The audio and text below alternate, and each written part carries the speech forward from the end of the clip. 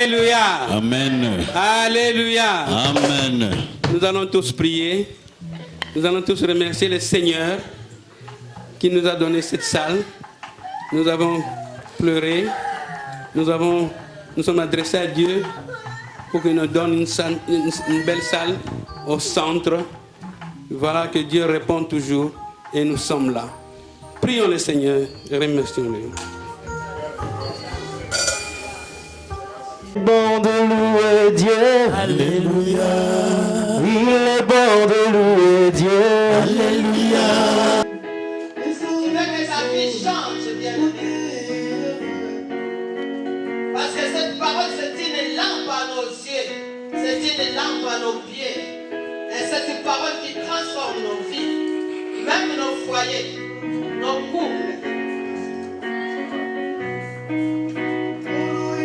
Ouvre ton cœur, parle à ton Dieu. Demande qu'il t'ouvre les oreilles spirituelles. Et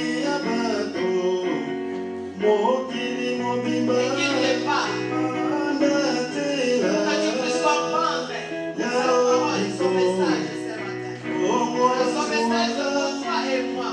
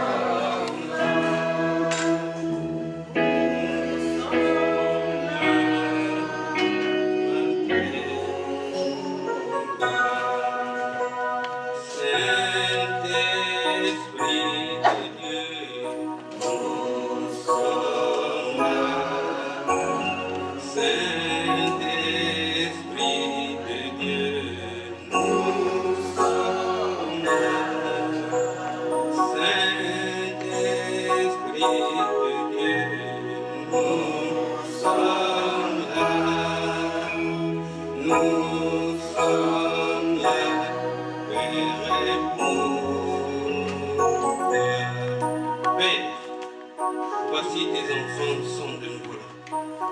Dans ce cadre magnifique que tu as prévu pour le Seigneur. Merci parce que tu es le Dieu des miracles. Tu es le Dieu qui ne change pas. Tu es le Dieu tout-puissant, le Dieu souverain. Seigneur, tu as été avec nous pendant toute la semaine. Tu nous as protégés durant la nuit passée. Et ce matin, nous sommes là. Nous sommes là pour te louer, pour t'adorer.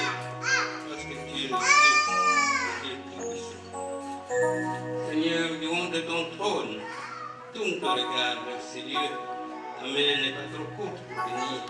Tes oreilles n'est pas trop dures pour entendre. Et ta présence se manifeste. Prends la direction de ce culte, Seigneur. Que le Saint-Esprit dirige toutes choses.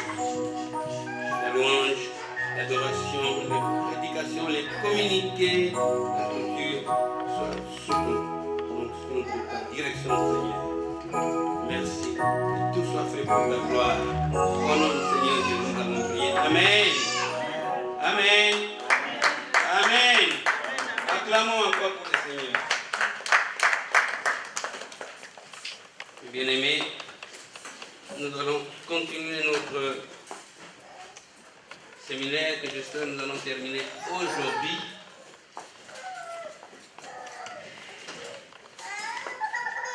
Nous étions en train de parler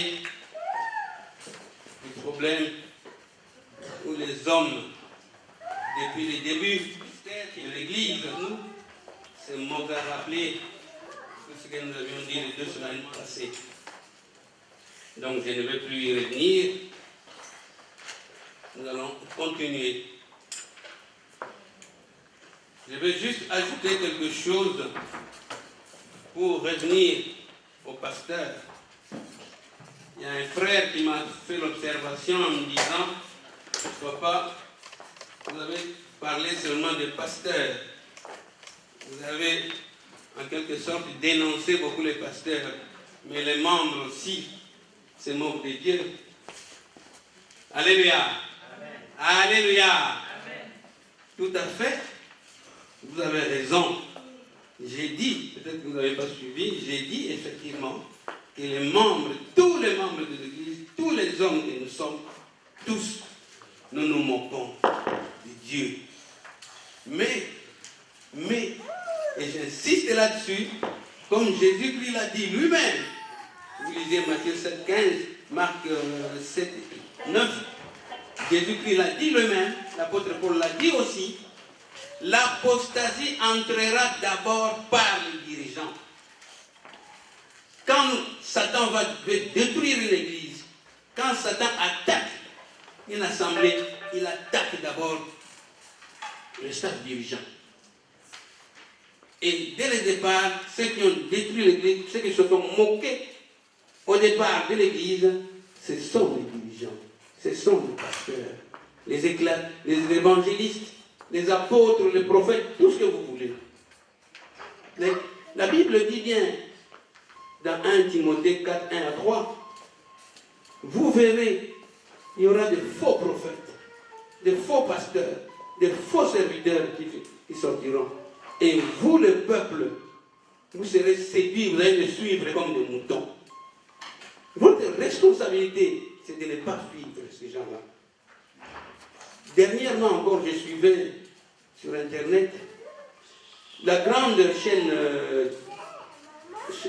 télévision américaine CNN a fait passer un reportage où un journaliste chrétien dénonçait des grands pasteurs américains. Ils sont vraiment dans l'apostasie. Je peux vous citer 2 ou 3 noms que vous connaissez. Très célèbre, mais un grand apostate. C'est un faux pasteur. Il n'a même pas d'église aujourd'hui. Il est dans une fortune terrible. Il a des maisons de 3 millions de dollars. C'est lui qui a, disons, vulgarisé le système de jeter des mouchoirs et des verres chez les gens. Qui a vulgarisé ça dans le monde. Joyce Meyer, tous ces gens-là, faites attention. C'est bien de suivre le pasteur, d'écouter les prédications. C'est bien, il y a des gens qui suivent maintenant le pain du soir, le soir. C'est bien, c'est pas mauvais. Mais il faut avoir un discernement. Il faut avoir un discernement. Sinon, vous allez continuer à suivre des gens qu'on appelle... Voici. Après, vous saurez que ce n'est pas très sérieux. Dans le pain du soir, moi je connais, enfin j'ai entendu un pasteur qui disait à une maman au téléphone, problème n'a eu au Gotha, ils n'ont pas cité. $200, donc c'est l'huile d'olive. Est-ce que c'est spirituel ça? Alléluia. Alléluia. Donc mes frères, faisons attention quand nous entendons les noms des gens, des grands pasteurs partout, on appelle, j'ai fait des miracles et tout ça. N'allez pas, ne courez pas derrière les miracles. La Bible dit, vous risquez d'être emporté par le vent de n'importe quelle doctrine. Faites attention. Faites attention. Les pasteurs aujourd'hui, les prophètes aujourd'hui, les apôtres aujourd'hui, les docteurs, je ne sais pas quoi. La plupart, ce sont des séducteurs. Ce sont des séducteurs. Alléluia. Amen. Alléluia. Je vais aussi dire 2 choses avant de continuer dans la matière d'aujourd'hui. Dans les pratiques pour lesquelles nous sommes en train de nous moquer de Dieu, il y a 2 pratiques dont je n'ai pas encore parlé. C'est la louange justement et la prédication. La louange, quelque chose de très important, mes frères et sœurs. Vous savez, Dieu nous a créés, entre autres, et surtout pour le louer, pour l'adorer. Les anges au ciel, c'est tout ce qu'ils font. Louer Dieu, adorer Dieu. Dieu aime ça. Il aime être adoré, être loué. Alléluia. Alléluia. Amen. Mais qu'est-ce que nous faisons aujourd'hui dans le monde, partout?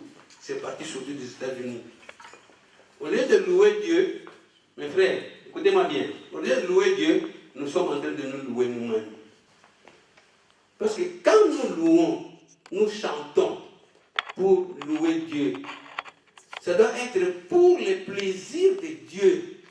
Ça ne doit pas être pour notre plaisir. Donc, posons-nous aujourd'hui la question. Quand nous louons, quand nous chantons, est-ce que c'est toujours vraiment pour le plaisir de Dieu? Quand j'entends partout, ah, musique est moralité, ah, musique est salamaï poété, ah, musique est salamaï poété. Vous êtes en train de dire ça par rapport à qui? Par rapport à quoi? C'est par rapport à vous-même. Parce que une musique bien idée. Donc la louange c'était pour toi. Alléluia. Alléluia. Nous, la louange c'est un grand ministère. C'est comme la prédication. D'ailleurs, la louange c'est une prière. C'est une forme particulière de prière. Il y a un adage qui dit que chanter c'est prier 7 fois. C'est un adage, les gens. Mais la louange c'est une prière. L'adoration c'est une prière. Donc c'est un ministère important. Et vous devez le faire sincèrement. La louange doit sortir de ton cœur. Et tu parles. Tu n'as pas besoin de crier. Quand nous sommes venus ici, quand nous sommes venus discuter de cette salle, le producteur nous disait, il ne faut pas crier. Papa Jean-Claude m'a posé la question, papa, est-ce que pour louer Dieu, il faut nécessairement crier?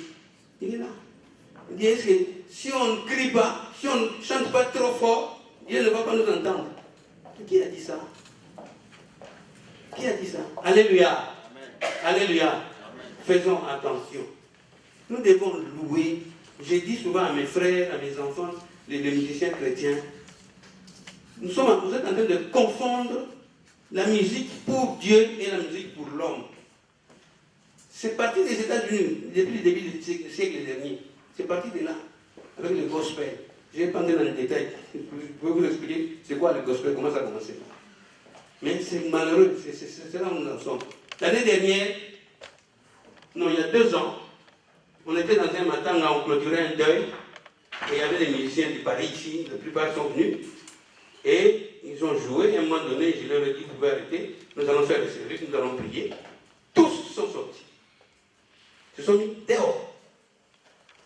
Nous, on a fait le service, on a prié, on a chanté, et après, on devait les chercher pour venir continuer maintenant à jouer. Donc, eux, ils ne sont pas venus pour prier, ils sont venus pour jouer la musique. Comme les musiciens mondains viennent jouer la musique. C'était il y a 2-3 ans, ici à Paris. Ne faut pas confondre la louange et la musique.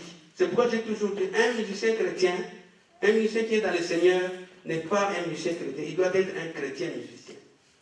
Vous voyez la nuance? Il doit être d'abord chrétien. Il doit se considérer d'abord chrétien, et puis après musicien. S'il se considère d'abord musicien, après chrétien, et là, il est dans le monde. Il est dans le monde. Alléluia. Amen. Alléluia. Amen. Je ne vais pas entrer dans beaucoup de détails, je crois qu'on s'est bien compris. La deuxième pratique pour laquelle nous sommes en train de nous moquer de Dieu, c'est la prédication, malheureusement. Alléluia. Alléluia. C'est ce que je suis en train de faire là. Regardez dans la Bible. Si vous pouvez regarder dans la Bible, vous verrez nulle part où Jésus s'est mis comme ça, debout comme je suis là. Debout. En train de crier. En train de parler. Souvent, Jésus enseignait. Alléluia. Alléluia. Souvent, Jésus enseignait. Les apôtres enseignaient. Il est là entouré des frères, des sœurs. et il part, et les autres peuvent même poser des questions. Alléluia. Alléluia. Je suis content que mon papa Cosma m'a dit, et maman, ils m'ont confirmé que chez eux, enfin, à l'ESTEC à Kinshasa, ils ont démarré ce qu'on appelle l'étude publique participative. Ils ont démarré ça. En fait, dans l'église primitive, c'est ça qu'on faisait le plus souvent. La prédication, comme je le fais là, ça se faisait aussi, c'est vrai. Je ne doute pas, ça se faisait de temps en temps. Mais le plus souvent, c'était l'étude biblique participative. Il y avait un apôtre ou un autre serviteur qui venait, qui donnait un message pendant quelques temps, et puis les autres posaient des questions, et puis ils partageaient. C'était le partage. Avec ça, tout le monde retient mieux, et il retient facilement. Parce que quand nous prêchons, comme là, je suis en train de prêcher, là, je nous parler comme un professeur à l'université, ce qui se passe, c'est quoi? Peut-être ici, nous ne sommes pas très nombreux, ça se remarque moins. Mais même ici, ça peut arriver. Mais dans les grandes églises, qu'est-ce qui arrive? Je suis en train de prêcher, dans la salle, là, 3-4 personnes sont en train de dormir. Est-ce que c'est faux? Est-ce que c'est faux? Papa Kabasé ici, il a même parlé d'une étude que moi je connaissais déjà. On a démontré que dans les églises, quand les pasteurs prêchent, quand bien même il est en train de crier là, 20 ou 30% des gens dorment. Ou s'ils ne dorment pas, ils pensent à sa femme, ils pensent à son mari, ils pensent à ses enfants, ils pensent qu'il est dans le métro, je ne sais pas, au travail. C'est ça qui se passe. Les gens sont éveillés. Vous pouvez avoir les temps publics participatifs de dormir. Si le prédicateur, enfin, celui qui modère, celui qui dirige la séance, voit que quelqu'un vient de dormir, il lui pose une question. Directement, il est réveillé. Alléluia. Alléluia. Aujourd'hui, qu'est-ce qu'on constate? Les gens veulent des pasteurs qui se gesticulent, qui dansent, qui courent, qui crient. Ça devient un show. Alors, des gens comme nous qui ne savons pas danser, qui ne savons pas crier, nous ne prêchons pas bien. Alléluia.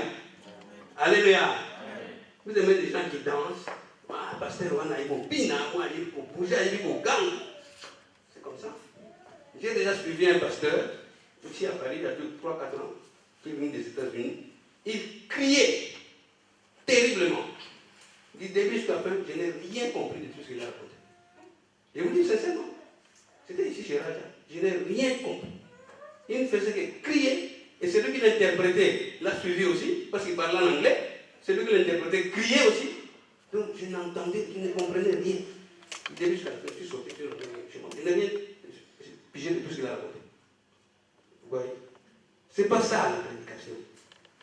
Parce que la prédication telle que nous la faisons là, c'est ce qu'on appelle le sermon. Le sermon. Vous avez déjà entendu le mot là, ce mot-là, sermon. Les catholiques en parlent encore aujourd'hui. Les protestants ne parlent plus du sermon depuis la réforme. Ils parlent seulement de la prédication. En fait, c'est la même chose. Alléluia. Parce que les réformateurs du XVIe siècle n'ont rien changé. Ils n'ont changé que le mot. Ils ont enlevé le mot sermon, ils ont repris le mot prédication. Parce que le mot sermon n'est pas dans la Bible. Nulle part. Je disais ça un jour, j'en profite pour vous dire que je disais ça un jour à un serviteur, le mot serment n'est pas dans la Bible, il n'a pas pu me croire. Ouvrez Matthieu 5. Vous avez dit, ouvrez Matthieu 5. Matthieu 5. Il y a un titre qui est au-dessus de Matthieu 5, avant le premier verset. Vous y êtes? Sur ce titre-là, je lis Sermon sur la montagne, en route pour le royaume. Et Matthieu 5, 1 dit, voyant la foule, Jésus monta sur la montagne et après qu'il se fut assis, ses disciples s'approchèrent de lui. Je m'arrête là. Qui a une autre version de la Bible? Semeur ou français courant ou... Personne, malheureusement. Bible expliquée. Personne n'a... Vous avez tous de lui second. Voilà. Vous avez que de lui second. Bon. Je vais vous lire dans une autre version qu'on appelle la version de Sterval. Vous allez comprendre ce que je veux vous montrer.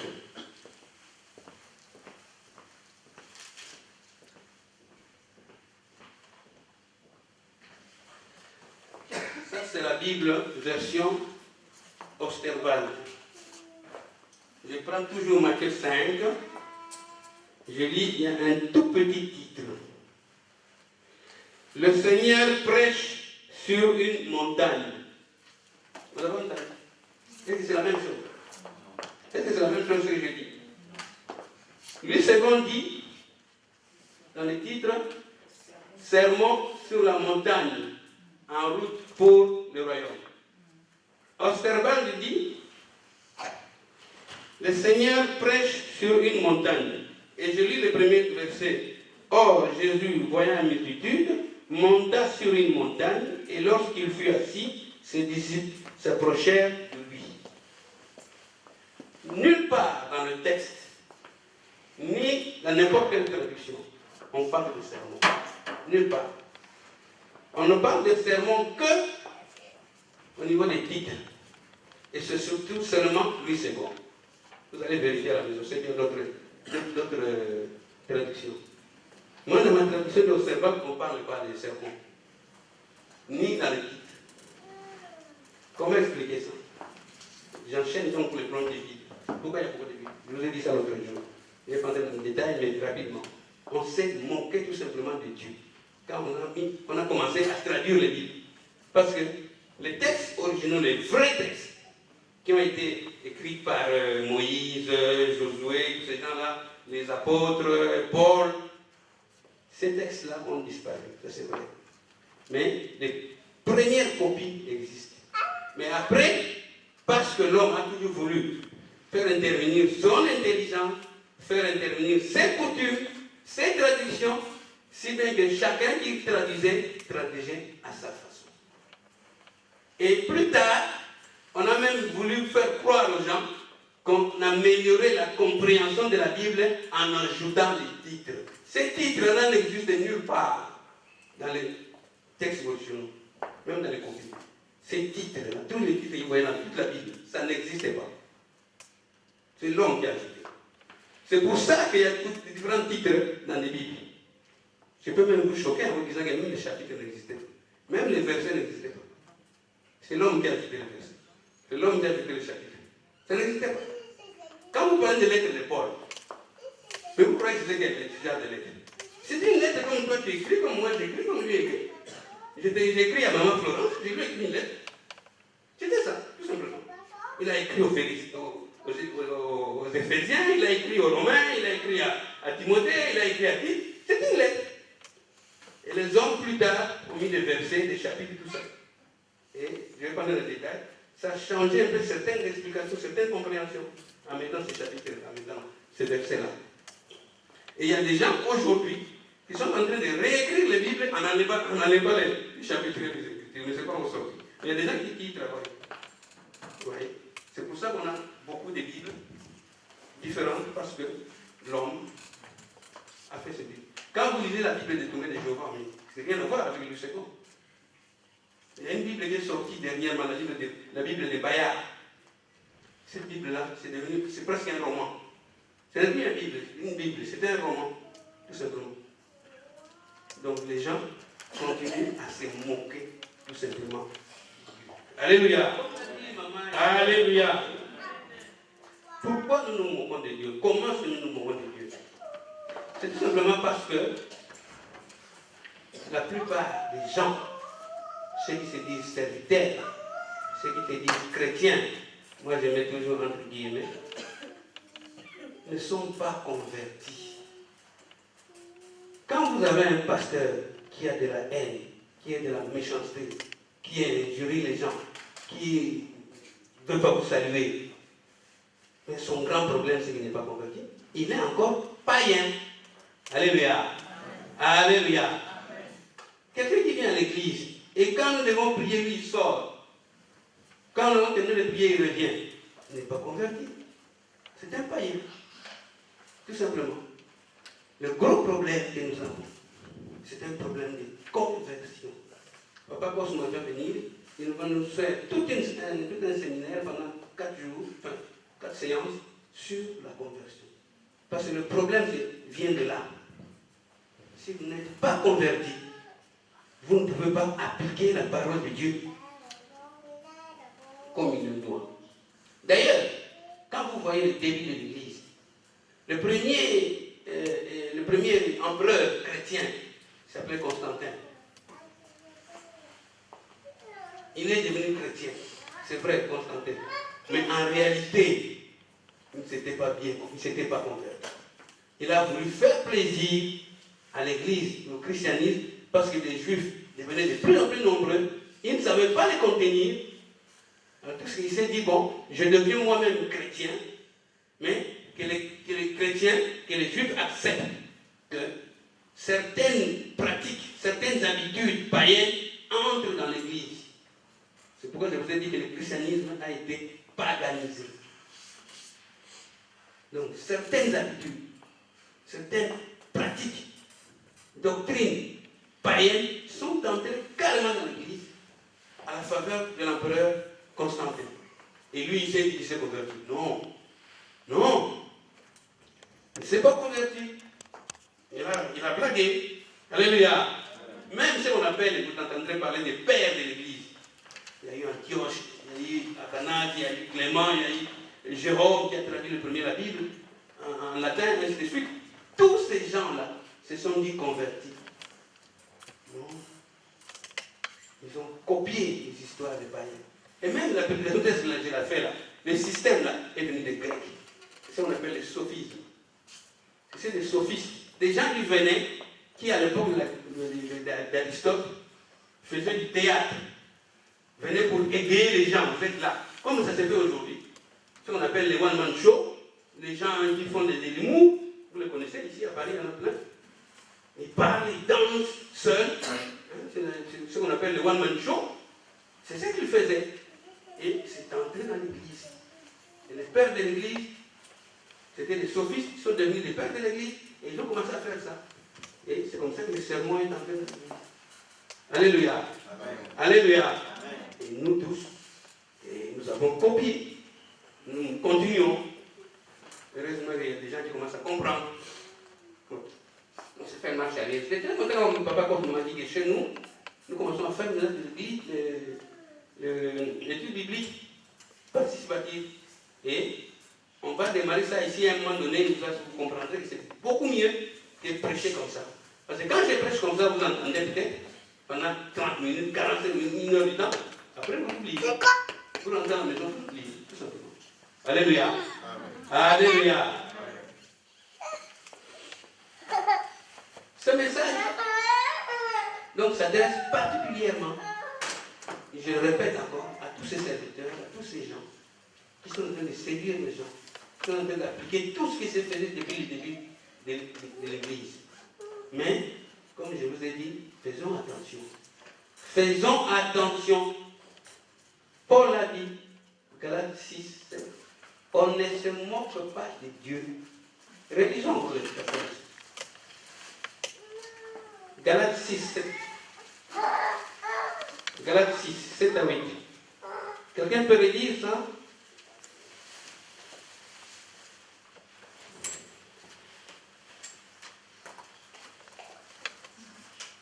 Galates 6, 7, 8. 7 et 8. Je lis au nom de notre Seigneur Jésus-Christ, Galates 6, 7. Oui, maman. Ne vous y trompez pas. On ne se moque pas de Dieu.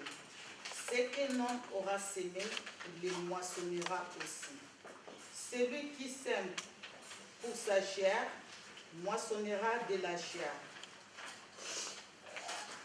Oui. La corruption, mais celui qui sème pour l'esprit, moissonnera de l'esprit la vie éternelle. Amen. Amen. Amen.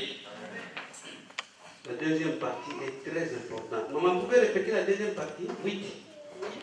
Celui qui sème pour sa chair moissonnera de la chair la corruption.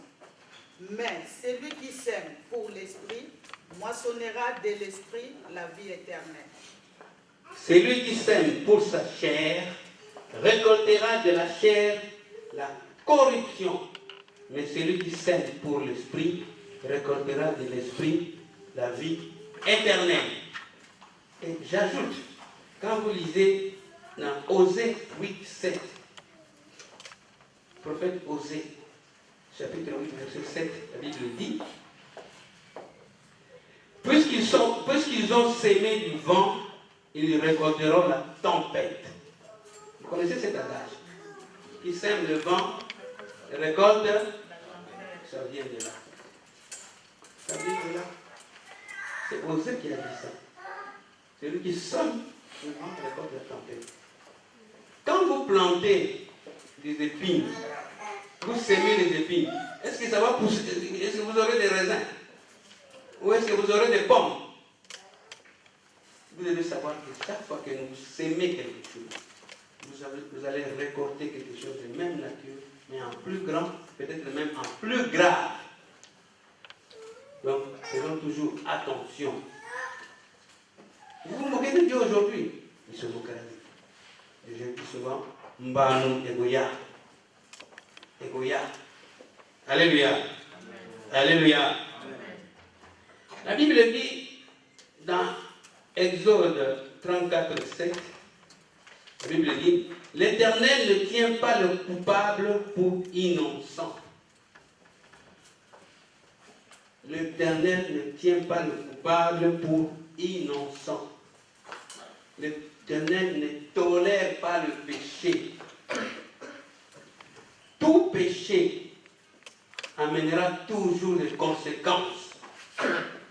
Si ce n'est pas sur vous-même, avant la mort ou après la mort c'est l'enfer. Ce sera votre descendance. Alléluia.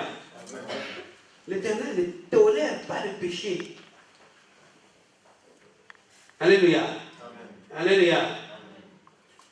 Pour certains, on pense que Dieu c'est un bourreau. Il est là pour frapper. Il est là pour punir à tout moment, à tout votre champ. Pour d'autres, la majorité des gens malheureusement pensent que le Seigneur, il est fatigué. C'est ce que les gens disent, non? C'est ce que les parents disent, les païens disent. Dieu est fatigué. Il comprend. Même pour beaucoup de chrétiens, oh, Dieu comprend, il va comprendre. Il ne sanctionne pas. Détrompez-vous. La colère de Dieu est là. Il y a un général qui avait dit ça à Kinshasa à l'époque. Je ne sais pas si vous étiez encore là. En 93. Il a dit, la colère de Dieu est lente, mais elle est là. Ça vient d'un verset. Exode 34, 6. Où la Bible dit, Dieu est lent à la colère, mais riche en bonté. C'est vrai. Dieu est lent à la colère. Mais quand on dit qu'il est lent à la colère, ça veut dire que la colère est là. Elle est lente. N'oubliez pas que Dieu est un feu dévorant. Hébreux 12, 9. Donc ne pensez pas que Dieu, la colère de Dieu n'est pas là. Elle est là. Elle peut agir. Mais le problème, c'est que Dieu vous laisse le temps. Il y a une histoire dans la Bible, dans Luc 6, dans Luc 13, 6, 9, où un vigneron, dans sa vigne, il y avait un arbre qui ne donnait jamais de vigne. Alors le propriétaire va dire au travailleur qui était là, au vigneron, coupe-moi cet arbre. Le travailleur dit non, patron, on ne le coupe pas. Donnons-lui le temps. Donnons-lui le temps. Donc à cet arbre-là, attendons encore 1 an. Peut-être que l'année prochaine, il donnera des fruits. Et en ce moment-là, on pourra peut-être le couper. Le patron a dit, bon, d'accord, on lui donne le temps. Mais l'année prochaine, je n'aurai plus à réfléchir. C'est ce que Dieu fait. Dieu a dit, vous connaissez le célèbre verset de Jean 3, 16. Il a tant aimé le monde qu'il a donné son Fils afin que Dieu nous laisse le temps. Il laisse le temps aux pécheurs pour se repentir. Toute la Bible, le résumé de la Bible, c'est la repentance. Jean-Baptiste, quand il annonçait l'arrivée de Jésus-Christ, il parlait de la repentance. Jésus-Christ lui-même, quand il est arrivé, son premier message était sur la repentance. Parce que Dieu sait que nous naissons pécheurs. À partir d'Adam, nous avons tous le germe d'Adam en nous. Nous naissons pécheurs. Nous sommes des pécheurs. L'auteur du péché, c'est l'homme. Mais vous devez savoir vous repentir. Et dans la repentance, ce qui est important, c'est la renonciation. Il faut renoncer. Alléluia. Amen. Alléluia. Amen. Alléluia. Amen.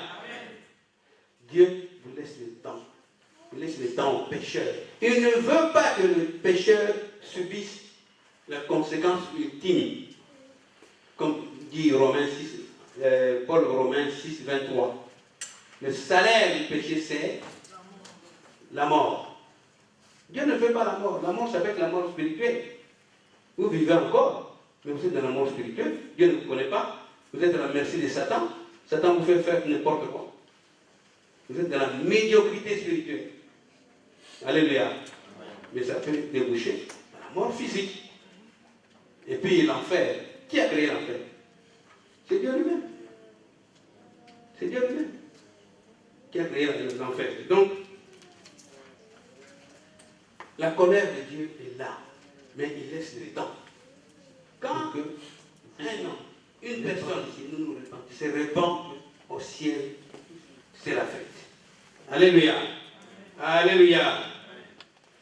Dans Hébreux 12, 10, la Bible dit, Dieu nous châtie pour notre bien, afin que nous participions à sa sainteté. Alléluia. Dieu tient à ce que nous vivions dans la sanctification. C'est ça la sainteté. Donc nous soyons complètement en dehors du péché. Alléluia. Et puis, dans Proverbe 3, 12, la Bible dit aussi, l'Éternel châtie l'enfant qu'il aime, comme un père châtie l'enfant qu'il chérit. Alléluia. Quand les papas tapent son enfant, bien que dans ce pays ici, on n'aime pas que les parents tapent les enfants. Mais bon, quand on donne une petite fessée à l'enfant, vous croyez que le papa là n'aime pas son enfant? Il aime bien son enfant. Il le tape d'ailleurs par amour, pour le corriger, pour l'orienter. Alléluia. Sinon, le papa tu vas dire, bon, tire-moi, si maman est monte à Zika, bon, on va comprendre. Mais quand il est blessé, quand il va se brûler, il va se blesser. Alléluia. Il faut le corriger. Amen. Amen. Amen. Donc la colère de Dieu, ne vous en faites pas, mes frères et sœurs, la colère de Dieu est là. Elle existe. Donc, ne blaguez pas. Ne blaguez pas. La Bible, je peux vous citer des tas de versets où on parle de la colère. Que ce soit dans l'Ancien Testament, que ce soit dans le Nouveau Testament. Il y a plein de passages, je ne vais pas les citer ici, qui parlent de la colère. Et déjà même dans l'Ancien Testament, il y a des gens qui ont subi la colère de Dieu, qui ont vécu vraiment la colère de Dieu. Ils ont voulu se moquer de Dieu, et Dieu leur a montré qu'il était le Tout-Puissant. Alléluia. Amen. Alléluia. Amen. Alléluia. Amen. Vous connaissez Lucifer. Vous avez entendu parler de Lucifer. C'était l'ange de lumière. C'est ça que ça veut dire Lucifer. Lucifer, ange de lumière. C'était un des grands. Ils étaient trois grands. Lucifer, Gabriel et Michael. Chacun avait un tiers des anges sous ses ordres.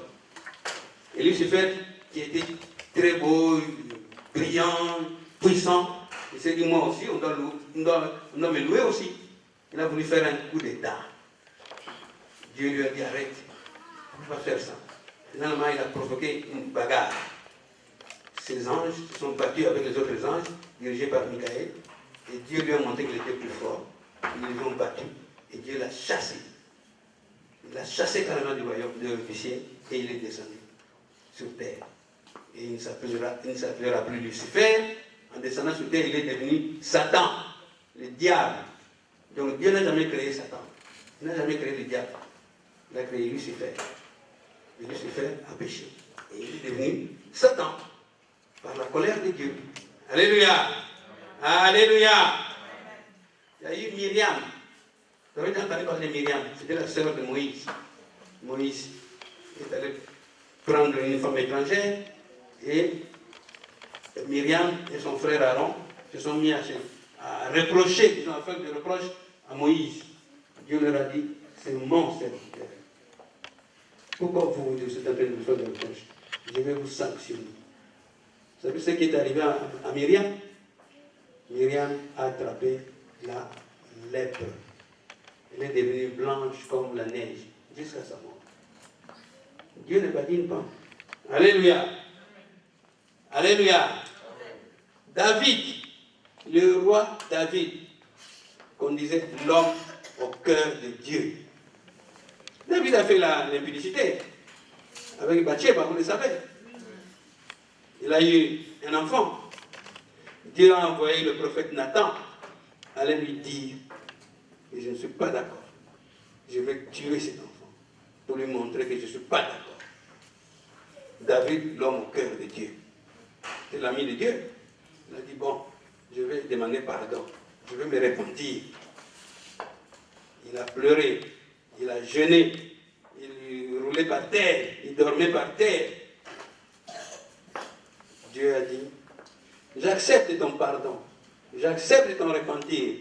Mais ton enfant va mourir. Ton enfant va mourir. Et après une semaine, l'enfant est mort. Alléluia. Amen. Alléluia. Amen. Après, Dieu, les voix de Dieu ne sont pas nos voix. Parce qu'après, je ne vais pas dans le détail, mais Bathsheba est devenue sa femme. Officielle, plus tard. Ils ont eu Salomon. C'était l'enfant que Dieu a aimé.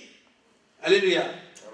Et voyez, donc il ne faut pas faire les choses en dehors de Dieu. Amen. Alléluia. Jésus-Christ, vous le savez, il a chassé les marchands du temple. Vous le savez. Aujourd'hui, nous comprenons. Quand vous voyez des serviteurs faire n'importe quoi dans l'église, on ne les chasse pas, on ne les reproche pas. Non, il faut comprendre, il faut y aller doucement, tout ça. Jésus n'est pas allé doucement. Jésus est entré dans le temple. C'était déjà dans la cour. Il a vu des gens qui vendaient des pigeons, des pommes d'histoire, et d'autres qui échangeaient des monnaies. Donc l'église était devenue un lieu de marchandage, un lieu de magouille. Et c'était en complicité avec les responsables, les sacrificateurs. Ils étaient là-dedans. Et Jésus, vous savez, il a fabriqué un fouet. Lui seul. Il a chassé tous ces Dieu, alléluia. A une colère, quoi. Il peut aller très loin, colère. Dieu a abandonné son fils, non? Alléluia. Jésus a pleuré sur la croix, non? Quand il a dit Élie, Élie, là-bas sabachthani. Père, Père, pourquoi m'as-tu abandonné? Il y a des églises qui enseignent que Dieu ne pouvait pas abandonner Jésus parce que son fils était lui-même. Ils ne connaissent pas la doctrine, ils ne connaissent pas l'enseignement. Pourquoi Dieu a abandonné Jésus sur la croix? Parce que le problème, c'est celui-là. Dieu est en colère. Jésus a pris nos péchés. Il a pris nos péchés. Donc il était venu avec nos péchés. Et ça, c'était Jésus homme. Vous devez toujours mettre ça en tête. Jésus a double nature. Il est 100%, il était 100% homme, 100% Dieu. Et le Jésus qu'on a cloué là, sur la croix, là, ce n'est pas Jésus Dieu, c'est Jésus homme. Parce que Dieu, on ne peut pas le clouer sur la croix. C'est impossible. Alléluia. Amen. C'était qu'on devait comprendre. C'était Jésus homme. C'est pourquoi on dit Dieu a accepté que son fils unique, qui est Dieu. Parce que quand on l'a baptisé par Jean-Baptiste, il était homme. Il est sorti de l'eau. Et une colombe est arrivée sur la croix. C'était le Saint-Esprit. Et en ce moment-là, Jésus était Dieu. Alléluia. Amen. Alléluia. Amen. Maintenant, Jésus prend nos péchés et on le cloue sur la croix. Jésus étant péché en ce moment-là, Dieu ne peut pas accepter le péché. Il s'est mis en colère contre son propre fils, qui était péché, mais c'était prévu, c'était ça le plan de Dieu. Et il a abandonné. Il a abandonné.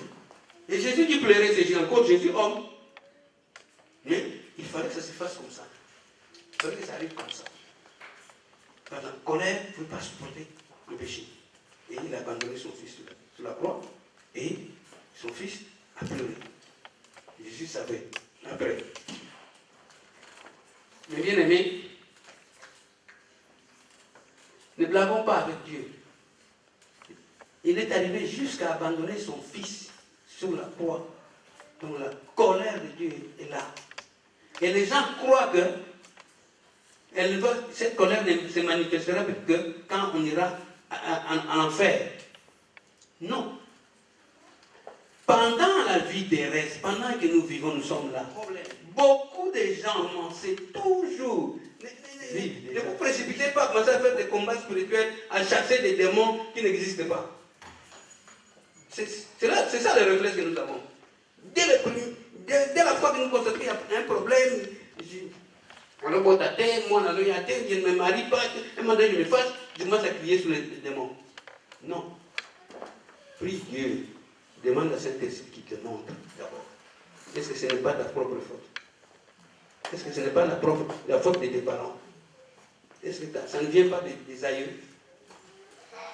Tant que vous n'êtes pas délivré d'un certain lien, vous aurez toujours ce problème. Vous pouvez crier comme vous voulez. Alléluia. Alléluia. Alléluia. Cette loi-là, où on dit, vous récolterez ce que vous aurez semé. Osée l'a dit il y a longtemps, plus de 2000 ans, avant Jésus-Christ. Et cette loi est encore valable jusqu'aujourd'hui. Et il y a des gens qui en souffrent encore aujourd'hui, qui subissent la loi de la colère de Dieu. C'est pour ça que vous voyez parfois certaines personnes, leur vie ne marche pas, n'évolue pas, ils sont toujours dans une situation difficile. Dieu peut permettre. C'est vrai, il y a des épreuves. Dieu peut permettre. Mais à un moment donné, ils mettent un terme à ces épreuves-là, parce qu'ils voulaient tester, ils voulaient voir la foi de la personne. Mais souvent, c'est les personnes qui subissent la colère de Dieu. L'enfer est là, c'est vrai. Mais avant l'enfer, vous allez d'abord subir la colère de Dieu. Il y a des histoires qu'on raconte parfois, qui sont vraies, qui sont connues, qui sont arrivées à certaines personnes. Il y en a d'autres qui doutent, mais il y en a d'autres qui croient. Et nous, par la foi, nous croyons. Dieu est tout puissant. Et Dieu ne laisse pas des gens se moquer de lui n'importe comment. Vous avez connu des Beatles à l'époque. Peut-être la plupart sont jeunes, je ne sais pas.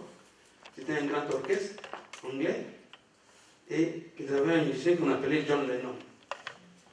John Lennon, j'étais jeune, j'avais 16 ans, quand il a dit ça, il a dit Jésus est quelqu'un de bizarre. Ses enseignements ne servent à rien. À la télévision, il disait ça. Ça ne servent à rien. De toute façon, nous sommes plus populaires que lui. Et le christianisme va s'arrêter bientôt. John Lennon a dit ça. Il n'a pas fait 1 an. Il a été tué par ses propres fans. Un de ses fans lui a tiré 5 balles. Il est mort comme ça. Alléluia. Amen. Alléluia. Amen. Vous avez suivi les élections au Brésil dernièrement. Au Brésil. Madame, comment elle s'appelle encore? Dilma Rousseff, sortie président. C'est lui qui était son challenger, l'autre candidat, Neves. Son frère aîné, a été candidat aussi à la présidence brésilienne il y a 10-15 ans de cela. Et comme toujours dans une interview, il dit moi, mon problème, c'est que mon parti me donne, il a donné un chiffre, je ne me rappelle plus, en tout cas 1000 ou 2000 voix, quelque chose comme ça, de plus que les autres. S'il me donne ces voix-là, si j'ai ces voix-là de mon parti, même Dieu ne pourra pas enlever la présidence à moi. Il ne pourra pas m'empêcher de devenir président. C'est neuf et cela. Il a dit ça. Alléluia. Écoutez-moi bien. On a fait les élections. C'est une histoire vraie. On a fait les élections et il a eu ces voix-là. Il a été élu président de la République. Amen. Et puis, 3 jours après, on devait avoir l'investiture. La veille de l'investiture, il a fait une crise cardiaque, il est mort. Il est mort. La veille. Lui qui avait dit, même Dieu ne pourra pas m'arrêter. Alléluia. Alléluia. Amen. Vous avez entendu parler d'une dame dont on parle beaucoup, même dernièrement, j'ai entendu parler d'elle encore à la télévision. Marilyn Monroe. Certains ont entendu parler d'elle déjà. C'était une grande vedette, une actrice, une chanteuse. Elle a été maîtresse de John Kennedy aux États-Unis, très connue. Et un jour, lors d'un concert comme ça, il y a eu le grand pasteur, bon, grand entre guillemets, hein, Billy Graham, Billy Graham, qui est allé le voir pour chercher à l'évangéliser. Il lui a parlé longuement de Jésus, de la Bible, de la parole de Dieu. Et Marilyn faisait semblant d'écouter. Et puis à la fin, Marilyn lui a dit, merci beaucoup pasteur, mais je n'ai pas besoin de votre Jésus-là. Foutez-moi la paix. Alléluia. Billy Graham était très déçu. Il s'est dit, bon, merci beaucoup madame, je m'en vais. Et 1 ou 2 semaines après, on a retrouvé Marilyn Monroe dans sa chambre, morte, dans ses vomissures bizarrement sur la terre. Elle est morte. Alléluia. Il y a beaucoup d'histoires comme ça dans le monde, même dans notre pays. Je ne parlerai pas du grand maréchal, que vous avez tous connu. Vous avez entendu parler du Titanic. On a chanté dans le Titanic. C'était un grand bateau, un grand paquebot. À l'époque, comment il a naufragé, vous savez? C'était le plus grand bateau de l'époque. Et quand on le mettait en mer, on construisait un bateau à côté, et puis après, on le lance dans la mer. Les journalistes demandent au constructeur, dont le directeur de ce qui a construit, pouvez-vous nous donner des garanties pour la sécurité dans ces bateaux? Et le constructeur, le directeur leur répond, même Dieu ne pourra jamais faire sombrer ces bateaux. Il a dit comme ça. Même Dieu ne pourra jamais faire sombrer ces bateaux. Et il a dit, bon, ok, donc nous sommes rassurés. Donc il y a beaucoup de sécurité dans ce bateau. Il n'y a pas de problème. Le bateau est parti. Il n'a pas fait 2 semaines. Le bateau a coulé. Alléluia. Alléluia. Amen. Alors la dernière histoire que je vais vous raconter, c'est une histoire vraie. C'est encore au Brésil. Au Brésil, il y a beaucoup de bouddhisme, il y a beaucoup de catholicisme, et aujourd'hui, beaucoup d'églises évangéliques en train de sortir. Une fois, il y a eu un groupe de gens, comme des jeunes, une vingtaine d'années, qui voulaient aller en balade. Ils voulaient aller en boîte. Et dans une petite voiture, il y en avait déjà au moins 6 ou 7 là-dedans. Ils sont allés prendre la dernière fille. Et la fille, sa mère l'a accompagnée pour entrer dans la voiture. Alors, la mère arrive et regarde par la fenêtre d'ivoire dans la voiture, il y avait déjà 6 ou 7 personnes qui étaient pratiquement déjà un peu sous. Elle s'est inquiétée.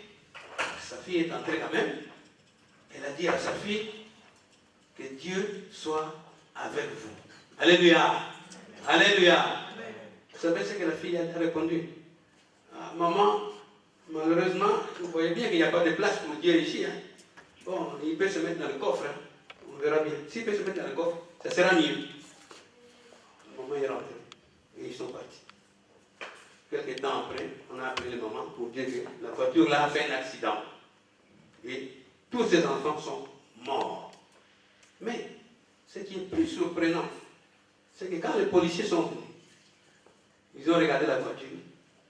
Toute la voiture était complètement cabossée, complètement déclassée, sauf le coffre. Alléluia. Une histoire vraie, c'est sorti dans les journaux. Sauf le coffre. Et la maman l'a témoigné à plusieurs reprises. Le coffre est resté intact. Les policiers n'ont rien compris, mais ce n'est pas possible. Avec le choc qu'ils ont eu, comment est-ce que le devant seulement de la voiture, la cabine qui a été cabossée, le moteur, tout ça, et le coffre est resté intact. Et plus surprenant encore, quand ils ont ouvert le coffre, qu'est-ce qu'ils ont trouvé là-dedans? Des bouteilles, des bières, des boîtes de boissons qui n'étaient pas cassées, intactes. Et un plateau d'œufs, de 18 œufs, intacts. Malgré tous les chocs. Mais ils ont dit que le Dieu entre dans le coffre. Dieu était dans le coffre. Il a protégé les histoires qui étaient dans le coffre. Vous l'avez chassé dans la cabine. Eh bien, vous êtes tous morts. Alléluia. La chair s'affectionne aux choses de la chair. Tandis que ceux qui vivent selon l'esprit s'affectionnent aux choses de l'esprit.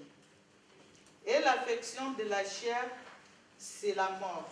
Tandis que l'affection de l'esprit, c'est la vie et la paix. Car l'affection de la chair est inimitié contre Dieu, parce qu'elle ne se soumet pas à la loi de Dieu et qu'elle ne le paie même pas. Or, ceux qui vivent selon la chair ne sauraient plaire à Dieu. Pour vous, vous ne vivez pas selon la chair, mais selon l'esprit. Si du moins l'esprit de Dieu habite en vous, si quelqu'un n'a pas l'esprit de Christ, il ne lui appartient pas. Amen. Amen. Mes frères et sœurs, ne vivons pas selon la chair. Vivons selon l'esprit. Quand vous vivez selon la chair, c'est ce qui est dit dans Galates 5, 17. Mais vivons selon l'esprit. Il faut avoir les fruits de l'esprit. Et Pasteur Cosme maintenant nous dire, je vais déjà dire ça un peu, mais je vais donner des détails sur la différence entre les fruits de l'esprit et les dons. Aujourd'hui dans l'église, on privilégie les dons et on laisse tomber les fruits de l'esprit. Mais il faut privilégier les fruits de l'esprit. Les dons, c'est une faveur que Dieu peut donner à qui il veut, quand il veut, comme il veut. Vous pouvez ne pas avoir un don, ce n'est pas grave. Mais si vous n'avez pas de fruits de l'esprit, vous êtes dans la chair. Alléluia. Amen. Alléluia. Amen. Dans Ephésiens 5,16, l'apôtre Paul dit, rachetez le temps, car les jours sont mauvais. Rachetez le temps, mes frères et sœurs. Les jours sont mauvais. Jésus, le retour de Jésus approche. Mais encore une fois, faites attention. Il y a des serviteurs qui vous racontent que Jésus arrive bientôt dans 2, 3 ans, dans 4 ans. Ce n'est pas vrai. Il y a encore des signes, il y a encore des événements qui doivent se passer. Nous ne sommes pas encore là. Les persécutions reviendront. La grande tribulation reviendront. Il faut que la bête, comme on dit, la bête, l'antichrist, se manifeste en homme vraiment physique avant que Jésus ne revienne. Mais c'est proche. Rachetons le temps. Ce n'est pas encore trop tard. Alléluia. Amen. Alléluia. Amen. À la fin du temps, ceux qui auront supporté, ceux qui auront cru en le Seigneur, ceux qui auront marché selon l'Esprit, seront accueillis par Dieu à bras ouverts dans son royaume pour une vie éternelle. L'apôtre Paul a dit dans 2 Timothée 4, 7, 8, j'ai fait mon travail, je suis là, Seigneur, je veux avoir maintenant ma récompense, c'est-à-dire la vie éternelle. Tandis que ceux qui ont marché vécu avec la chair, non seulement ils auront des problèmes, des difficultés dans la vie, mais ils vont se retrouver dans la fournaise ardente, c'est-à-dire le feu éternel. Amen. Oyazana matoya koyoka ayoka. Que Dieu vous bénisse.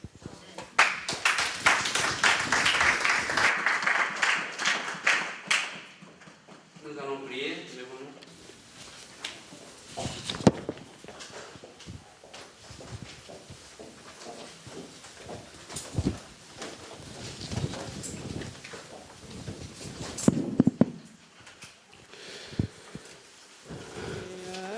À attaché à la croix. Il a pris mes péchés, il m'a délivré. Attaché à la croix pour moi.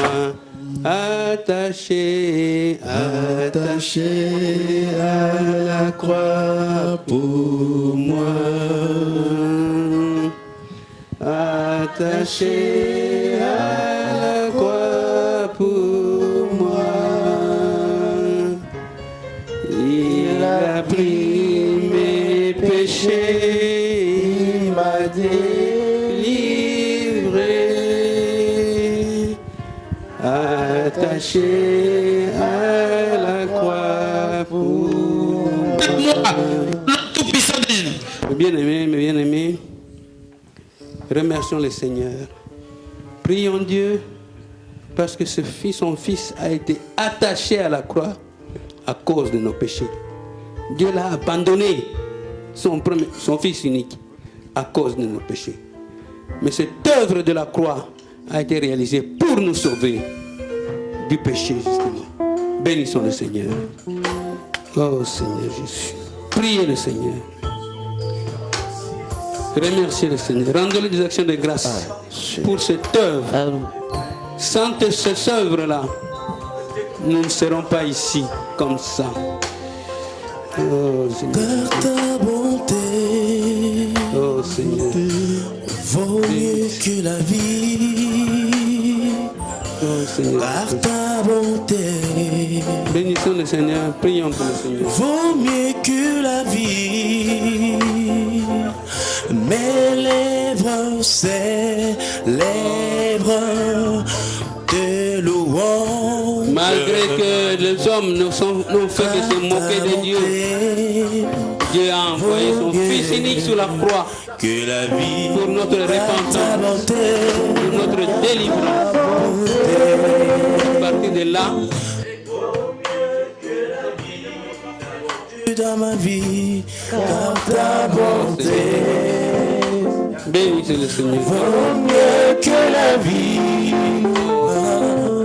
Mes lèvres célèbrent tes louanges.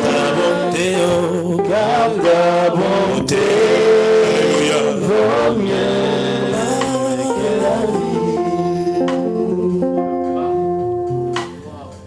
Alléluia. Alléluia. Amen. Namasumuna salaki kololi misanga. Kololi misanga. Namasumuna salaki kololi misanga. Kololi misanga. Yema kolo Yesua. Ipainakei molili kaka masumu nangai semikumba lelo yamisendeli yawe kololibisaka oyeba kolo Yesu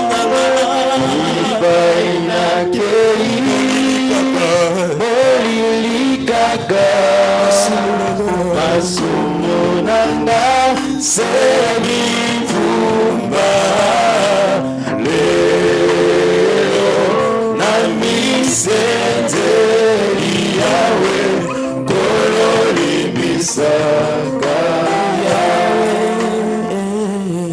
yokanga inakolela yawe yokanga inakolela. Je demande à tous les peuples de Dieu de s'agenouiller.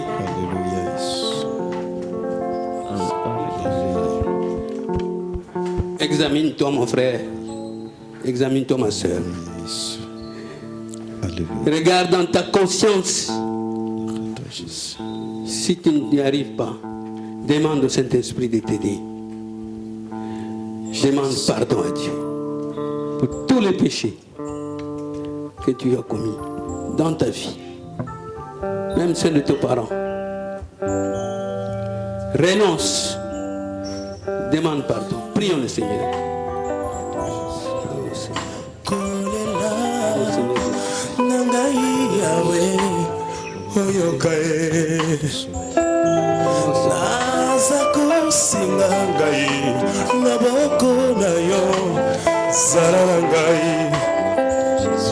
Priez Dieu, priez Dieu.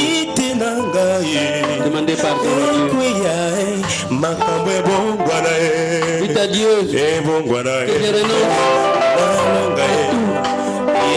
lui, que je menais dans le secret. Parce que personne n'était là. Parce que tu faisais. Mais Dieu te voyait. Oh Seigneur Jésus. Jésus est bon. Il est bon. Il est compatissant. Il est miséricordieux. Il est là pour te pardonner. La miséricorde de Dieu est là. La miséricorde de Dieu est là. Oh Seigneur Jésus. Esika nazwaka makasi, esika nazongaka ya sika, kanga ekuke ya satana, na bomoi na ngai etelema, telema, nalonga nzambe, nalonga salanga nalonga nzambe, nalonga nalonga salanga nalonga nzambe, nalonga esila boyete, boyete, boyete, balonga ngai te, ngai te, ngai te, nakoya na sete, na sete, na sete. Nous allons nous lever en proclamant la victoire du Seigneur Jésus. Levez-vous. Proclamez la victoire du Jésus-Christ. Acclamez le Seigneur. Acclamez le Seigneur. Acclamez le Seigneur.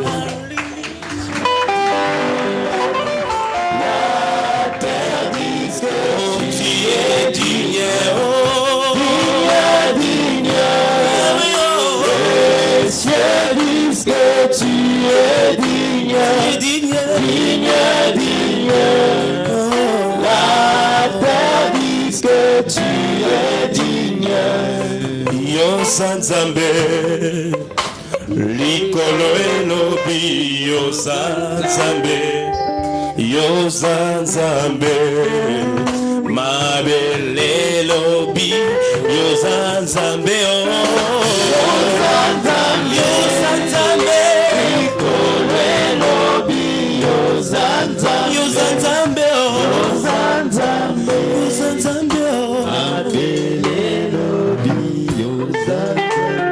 Père, tu es digne.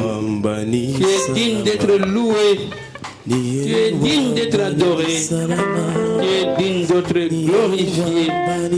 Oh Seigneur, tu es le Tout-Puissant, le Souverain. Je m'incline devant ta majesté, devant ta grandeur. Je ne chanterai pas. Seigneur, toi qui aides les affligés, toi le Père des orphelins, toi le mari des veuves, toi qui n'abandonne jamais ses enfants. Merci Seigneur. Tes enfants ont pleuré. Tu es compatissant, tu es miséricordieux. Tu donnes la récompense, tu donnes le pardon. Merci Seigneur. Merci pour ce message. Merci pour cette interpellation. Tu nous donnes tout ce que tu peux. Parce que tu nous aimes. Tu nous as aimés avant nous tous. Merci Seigneur. Garde-nous fidèles à toi. Au nom du Seigneur Jésus. Amen.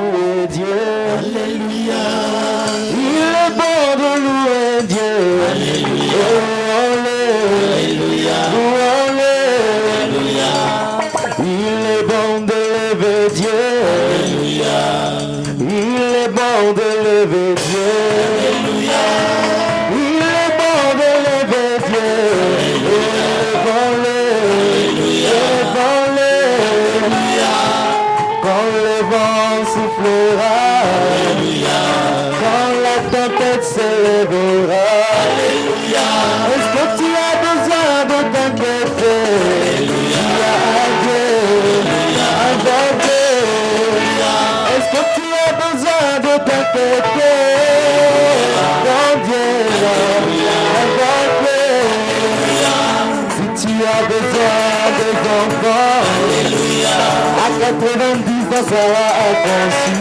Alléluia. Est-ce que tu as besoin de paniquer? Alléluia. Tu as un Dieu. Alléluia. Alléluia. Est-ce que tu as besoin de paniquer? Ton Dieu là, invoque-le. Hosanna, il est bon de louer Dieu. Alléluia. Alléluia. Alléluia.